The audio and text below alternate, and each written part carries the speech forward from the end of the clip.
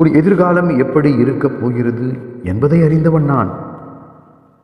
நீ வரும் காலத்தில் எப்படி வாழப்போகிறாய் என்பதையும் அறிந்தவன் நான் தான்.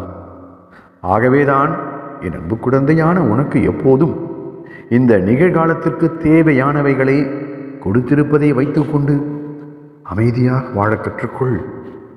நீ வேண்டியவைகளில் உனக்கு தேவையானதை தக்க சமயத்தில் கொடுத்து ஆசீர்வதிப்பேன்.